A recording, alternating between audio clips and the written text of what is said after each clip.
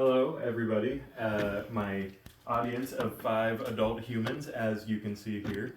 I want to thank everybody for lending your time and coming to hear me talk a little bit about the crosscut saw, as we can see here with this visual aid.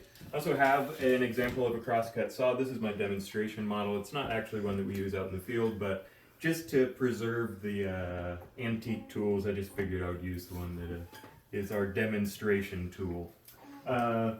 In today's day and age, we are consumed by technology, and advances in technology are moving rapidly as we move further and further into the future. So you may be thinking, why are we talking about crosscut saws? And isn't that like an antique tool? Yes, it is. But what if I told you that this is some of the most cutting edge technology that we have out there? LOL. Get it? Because it's a saw that cuts wood. Anyways, my name is Jonathan Kelly. I am a stewardship coordinator in the Cheaha Wilderness and the Duggar Mountain Wilderness with a local nonprofit called Wild Alabama. In the wilderness areas, we can't use chainsaws, so we use crosscut saws.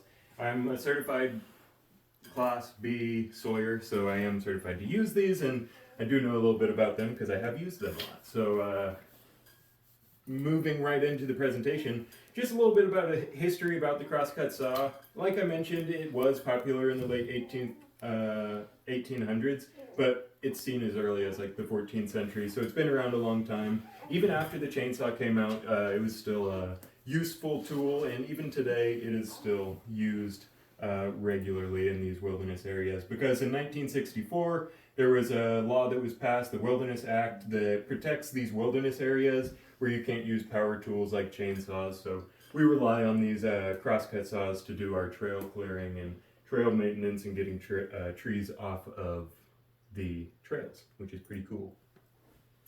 A little bit about how the saw works. As you can see, it has these interesting designs, almost like a silhouette of like a cemetery type thing. It has 3 main parts that I want to mention. This is what they call a perforated lance tooth pattern because it has this connected little ridge right here, which adds some stability when you're cutting through a log. But we have the cutters here, which are 2 offset blades that cut a small strip like this that turns into a noodle. I want to make sure everybody can see that because that's one of my favorite parts is the noodle. And then we have this gullet where it forms this noodle. The raker creates it in the raker moves it out of the gullet.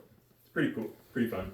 And it makes this nice singing pattern, so it's almost like a song that you're creating, dancing with the other person. It's pretty fun. And you're making noodles, all kinds of fun terminology for sure. As I've touched a little bit on, there are a lot of modern day uses for the crosscut saw. Maintaining trails, clearing fallen trees. We don't cut down trees, we just cut ones that are already down.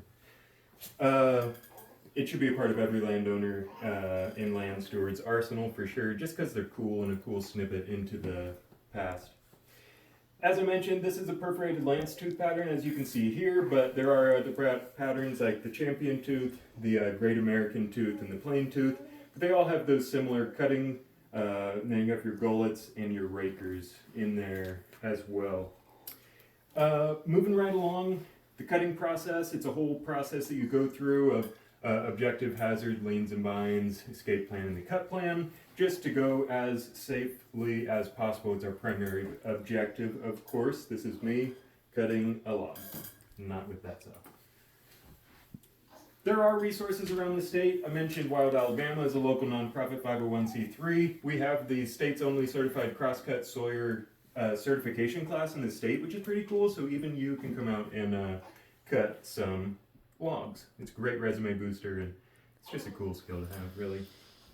In conclusion, I really encourage everybody to go out there and pull a crosscut saw in a safe manner with a professional, just once in your life at least, because it's a really rewarding glimpse into the olden days in the past that made us all. It's pretty fun.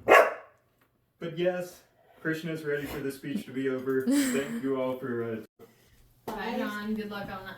I hope it